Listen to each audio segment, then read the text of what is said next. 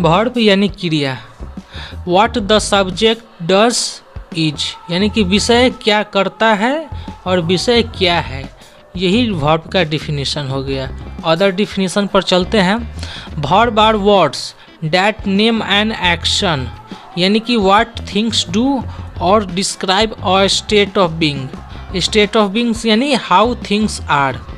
Action children play, I was taught यानी कि मुझे सिखाया गया, बच्चे खेलते हैं। अब रिलेशन पोसेशन यानी कि संबंध और अधिकार यानी कि जिस चीज़ पर संबंध होता है या अधिकार होता है वो भी डिनोट करता है verb. I have a car, the cow has 2 eyes, the poor man has no money. ये हो गया एग्जाम्पल यानी पोसेशन और रिलेशन का ये एग्जाम्पल हो गया। स्टेट ऑफ बीइंग यानी अवस्था, सीता इज इल टुडे यानी कि सीता जो है आज बीमार है। They are happy, we was a poor man यानी कि ये सब अवस्था और स्थिति बतला रहा है, तो ये वर्ब है। Verb can be divided into 2 सब कैटेगरीज यानी वर्ब को 2 मुख्य भागों में बांटा गया है। पहला है लेक्सल वर्ब यानी कि मेन वर्ब, दूसरा है एक्सुलरी वर्ब यानी कि हेल्पिंग वर्ब। अब लेक्सल वर्ब के विषय में हम लोग जानते हैं। Lexical verb are the main verb or action word in a sentence, they show the subject action or express a state of being. उसके बाद अब चलते हैं लेक्सल वर्ब का फॉर्म यानी कि लेक्सल वर्ब का फर्स्ट है बेस फॉर्म जिसमें ईट गो लाफ होता है। उसके बाद आते हैं पास्ट फॉर्म यानी कि ate went laughed. Participle form इसमें आता है ईट गॉन लाफ्ड। उसके बाद आते हैं ING form eating going laughing. S या ईएस वाले form its goes laugh.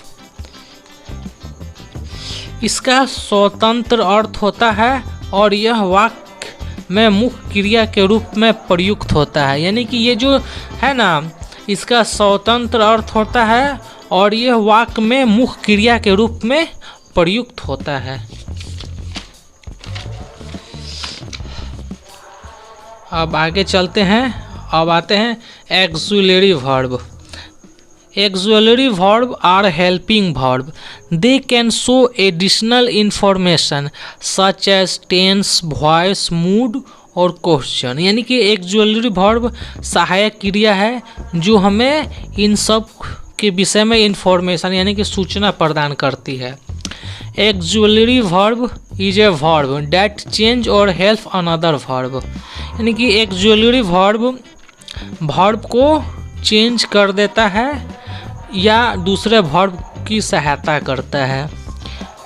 B can do have may it do यानी कि ये जो है ना ये सब हेल्पिंग वर्ब है। अब बी के अंदर हेल्पिंग वर्ब का फॉर्म है और इसके अंदर आते हैं बी के अंदर आते हैं is am are was were being can could. अब डू के अंदर do does did doing. Have के अंदर has had having. May might must shall should will would. It help the main verb to describe action यानी कि यह main verb को help करता है एक्शन को डिस्क्राइब यानी कि वर्णन करने के लिए या बताने के लिए। अब चलते हैं main verb and helping verb के विषय में जानते हैं। Main verb the verb used alone or together with helping verb are called main verb यानी कि ये जो मेन वर्ब है वो अकेले इस्तेमाल होता है या कोई सहायक क्रिया के साथ इस्तेमाल होता है तो उसे हम मेन वर्ब बोलते हैं। इसका example I did empty the trash. I am a boy. I am reading. I had seen the movie before यानी कि ये जो है ना जिसके नीचे मैंने अंडरलाइन किया है ये सभी मेन वर्ब है। अब इसके बाद चलते हैं मेन वर्ब हो गया। उसके बाद चलते हैं लिंकिंग वर्ब। लिंकिंग वर्ब यानी कि to be, to feel and to become are linking verb. Action और लिंकिंग ऑफ स्टेट यानी कि ये क्या बताते हैं एक्शन और लिंकिंग ऑफ स्टेट के विषय में ये वर्णन करते हैं। A linking verb connects a subject to the words that describe what the subject is. A linking verb definition describe a state of being, यानी कि जो वस्तु का जो स्टेट होता है ना वो लिंकिंग वर्ब बतलाता है। लिंकिंग वर्ब का कुछ example be, is, am, are, was, were, seen, look, feel, could, taste, ये सब लिंकिंग वर्ब है। अब इसका एग्जाम्पल उदाहरण समझते हैं। PETA is my favourite dog, इसमें इज है वो लिंक कर रहा है, यानी कि डॉग को पेटा से लिंक कर रहा है। Nancy feel a bit sick today, इसमें फील लिंक कर रहा है। That car was incredibly fast, was car और फास्ट को कनेक्ट यानी लिंक कर रहा है। The house smell like a ocean bridge, यानी कि इसमें स्मेल हाउस और ओशियन ब्रिज दोनों को क्या कर रहा है तो कनेक्ट कर रहा है। अब आगे चलते हैं। अब विषय संज्ञा या सर्वनाम के शेष भागों को जोड़ने के लिए प्रयोग किया जाता है, यानी कि लिंकिंग वर्ब का हिंदी में एग्जाम्पल हुआ कि यह संज्ञा या सर्वनाम को शेष वाक्य से जोड़ने के लिए प्रयोग किया जाता है। लिंकिंग क्रिया वे क्रियाएं हैं जो एक क्रिया नहीं दिखाती है बल्कि विषय का वर्णन करती है। क्रिया को जोड़ने से कोई क्रिया नहीं दिखाई देती, यानी कि लिंकिंग वर्ब एक ऐसा वर्ड है जो कहीं भी जोड़ने पर कोई क्रिया नहीं दिखाई देती है। अब चलते हैं helping verb. A helping verb is one which helps the main verb to form a tense, voice, mood, etc. जो क्रिया टेंस, वॉइस, मूड इत्यादि के निर्माण में प्रधान क्रिया की सहायता करती है वह हेल्पिंग वर्ब कहलाती है। इसका एग्जाम्पल हुआ आई एम रीडिंग, यानी कि एम आई को रीड करने में हेल्प कर रहा है। He will go, my brother has come, ये जो नीचे दिया है अंडरलाइन ये सारे हेल्पिंग वर्ब है।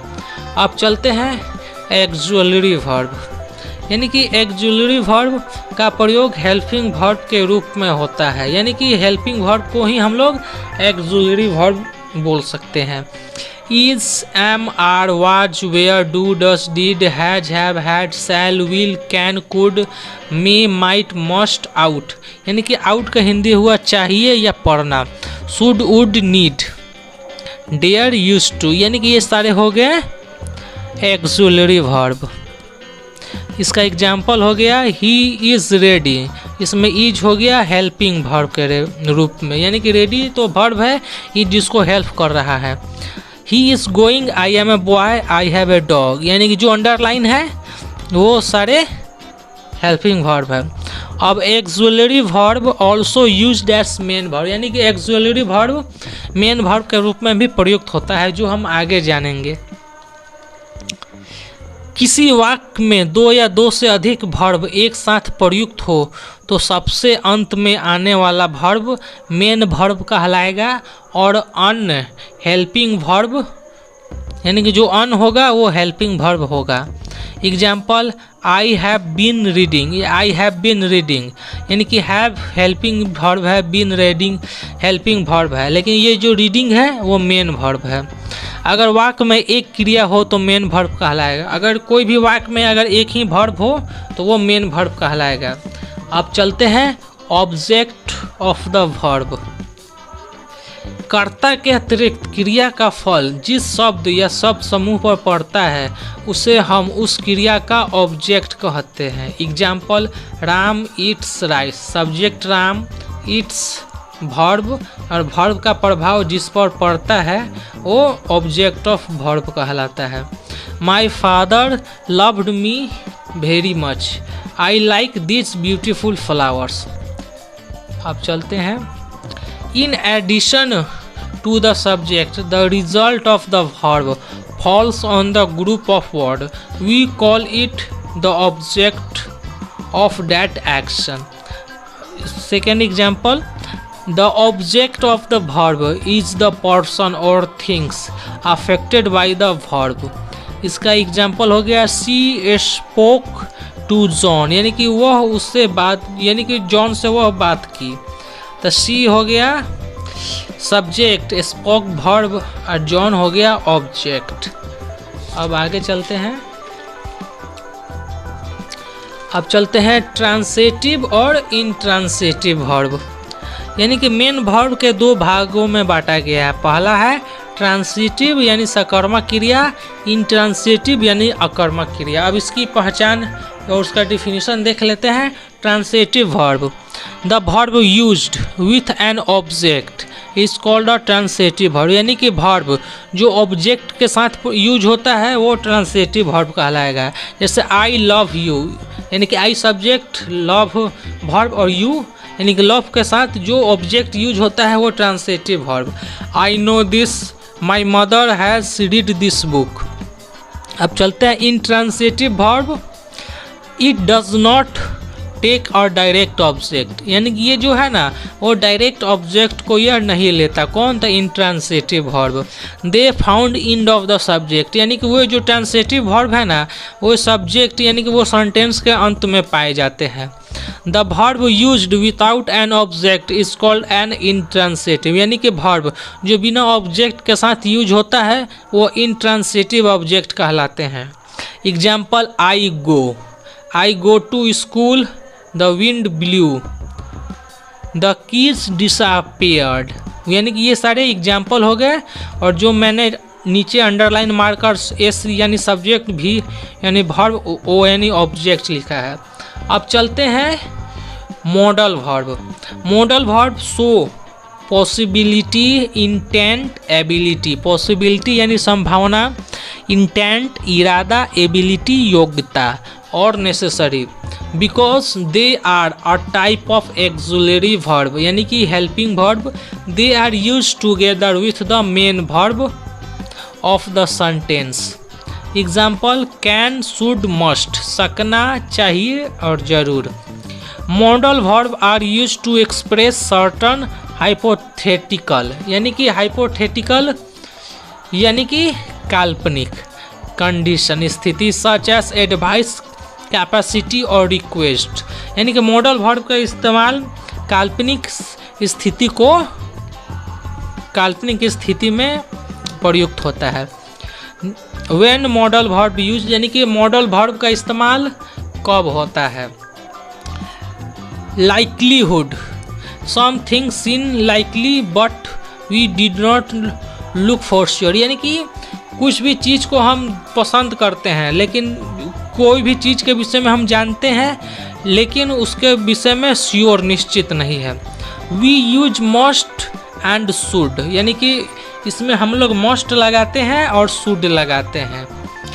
हर parent must be so proud, my baby should be asleep by now. अब आगे चलते हैं